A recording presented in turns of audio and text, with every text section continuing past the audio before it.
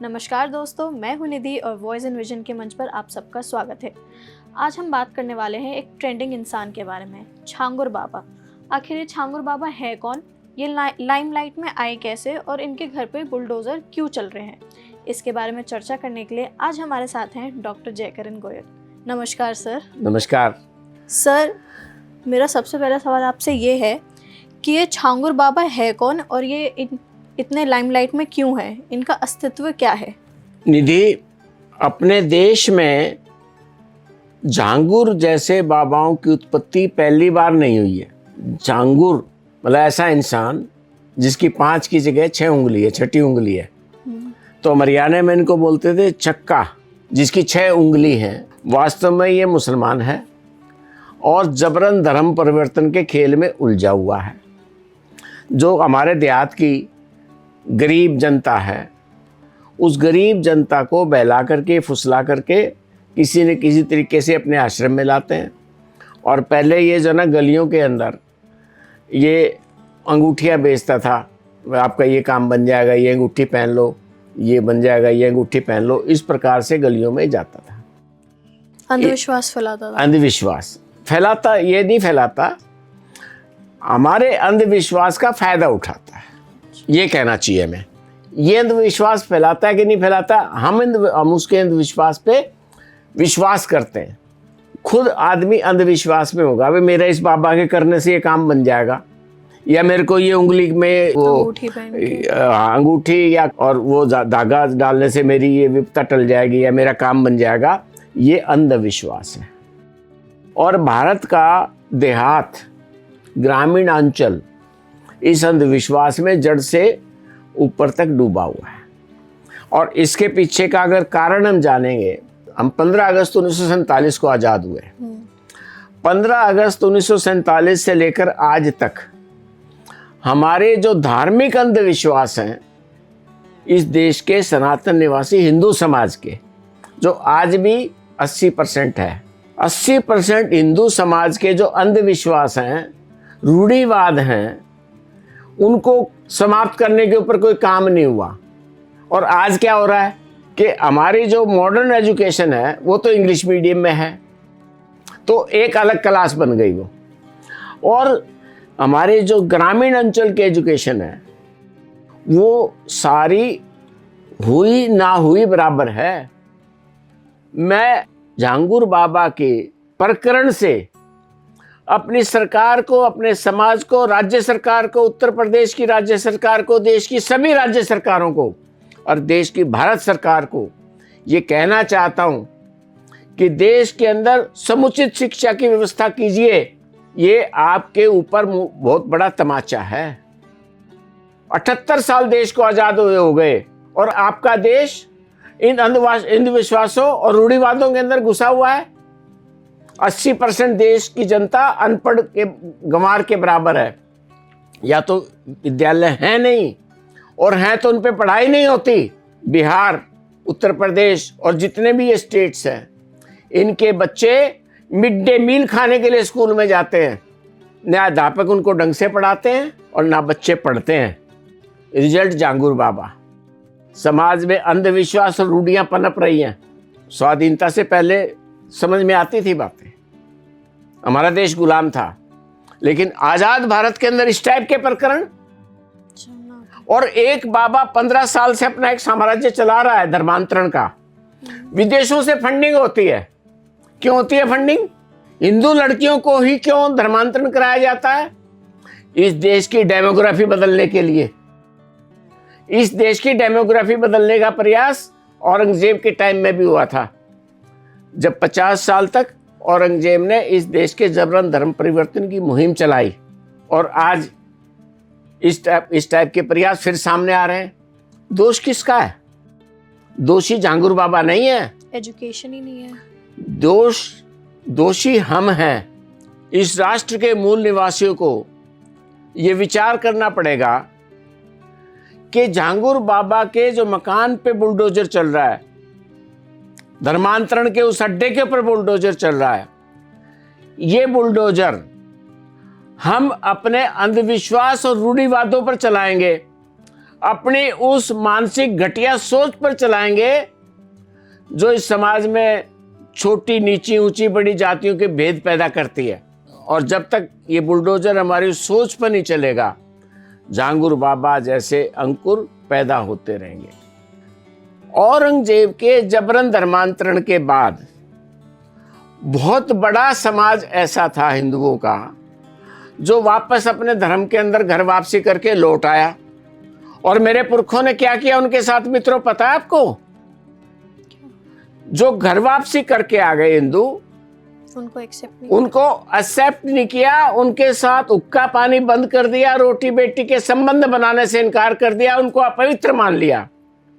अगर उस समय पे 17वीं सदी के आरंभ में 1707 में जब औरंगजेब की डेथ हुई और ये समाज वापस आया, तलवार की नोक पर जबरन हमारा धर्म बदल दिया गया।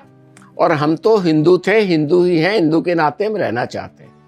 लेकिन हमारे जो पुरखे थे, पूर्वज थे, उन्होंने सामाजिक बहिष्कार कर दिया उनका। और ये जो हिंदुओं की गलती थी, वो गलती आज तक चलायमान है। ये प्रकरण जो हो रहे हैं वो इस देश की डेमोग्राफी बदलने के लिए हो रहे हैं। इस देश को दोबारा अपने धर्म के रंग में रंगने के लिए हो रहे हैं।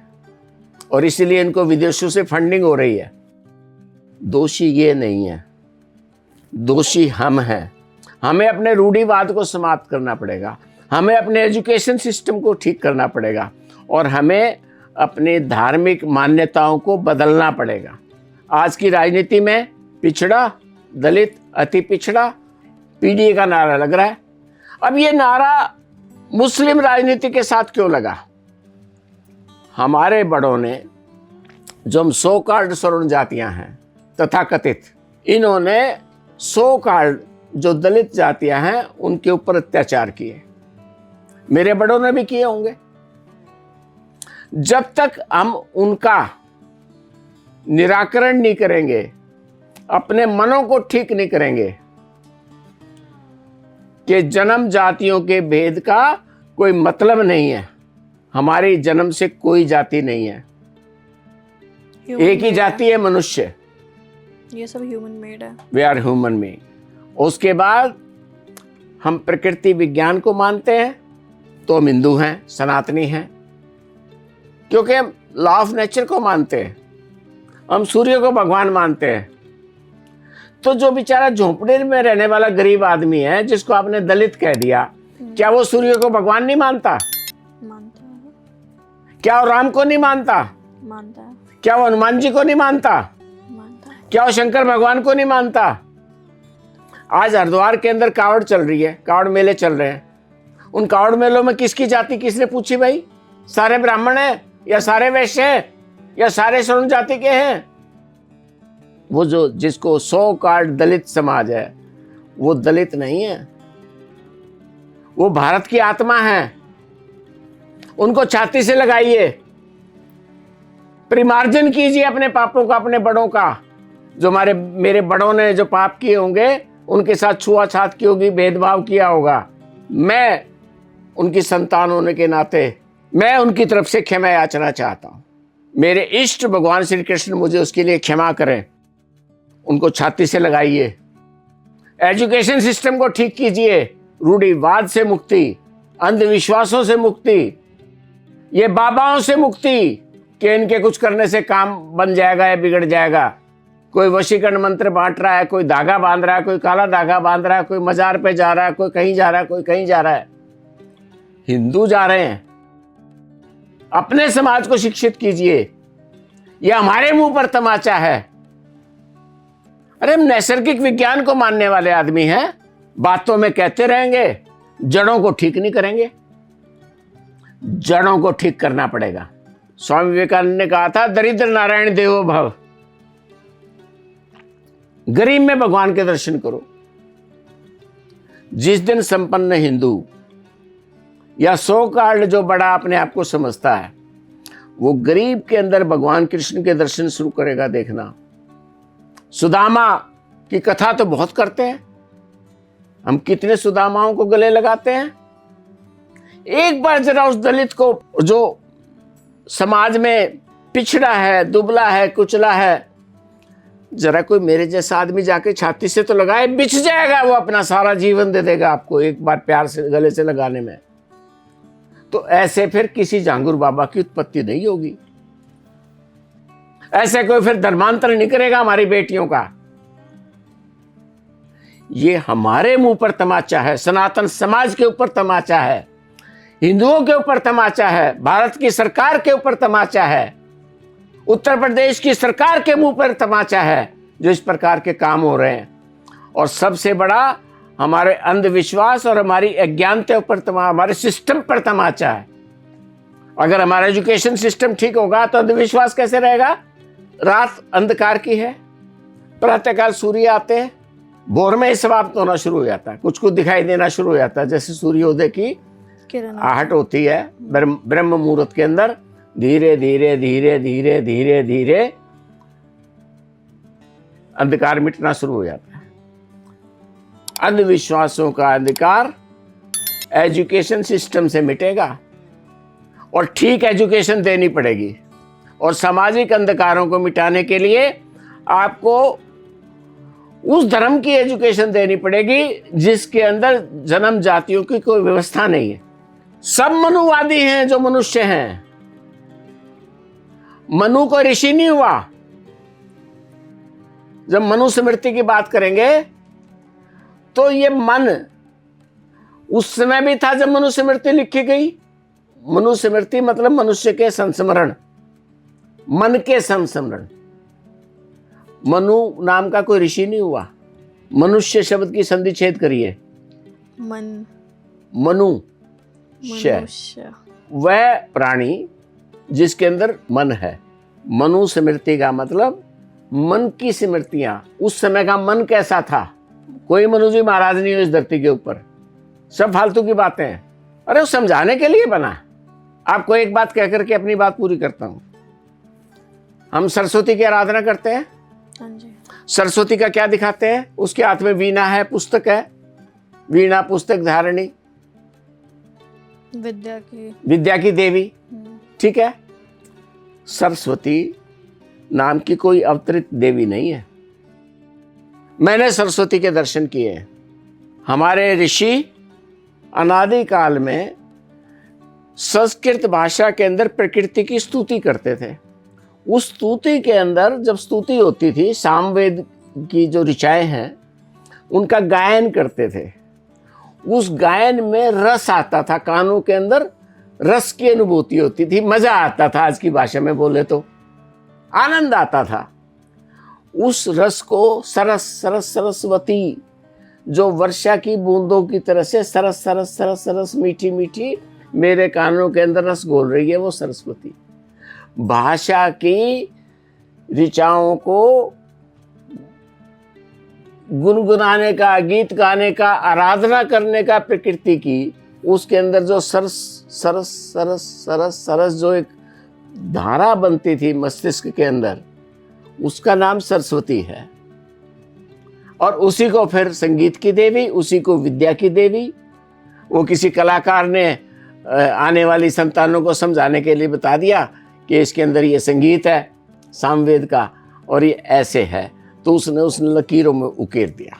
हमारी जो संस्कृत भाषा है उसको मिठास में बोलने का, संगीत में लयबद्ध बोलने से जो प्रकृति की आराधना करते थे ऋषि, तब उन्होंने कहा कि ये तो सरस्वती है। जो मेरे मस्तिष्क में जो कुछ है वो भाषा के शब्द बन करके बाहर आ रहे हैं, तो वो सरस्वती भाषा बन करके बाहर आई। सर, आप कितनी कॉम्प्लिकेटेड चीज़ें कितनी सरल भाषा में समझा जाते हैं। इस कॉम्प्लिकेसी को कॉम्प्लिकेटेड मत रहने दो भाई। आजकल हम एजुकेशन ले रहे हैं, क्या नौकरी कैसे मिलेगी, ये कैसे मिलेगा, कॉर्पोरेट सेक्टर के गुलाम कैसे बनेंगे, शिक्षा तो हम वो लेंगे। तो झांगुर बाबा उत्पन्न होंगे उस 80% समाज में जो शिक्षा से विहीन है।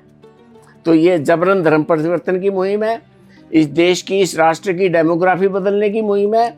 ये उसी प्रकार की मुहिम है जो औरंगजेब ने चलाई थी। और इसकी जड़ में हम इस देश के सनातन निवासियों के अंधविश्वास हैं। हमने अपने दलितों को अपना नहीं माना या उनको हे दृष्टि से देखते हैं, वो दृष्टिकोण गलत है, वो इसकी जड़ में है। तो मैं अपने समाज से निवेदन करना चाहता हूँ, अपनी उस गलतियों को पहचानना शुरू करें पहचाने और और सुधारना शुरू करें और अपने पूर्वजों की गलती का परिमार्जन करें, ये दृष्टिकोण, फिर वो झांगुर बाबा पैदा होने बंद हो जाएंगे।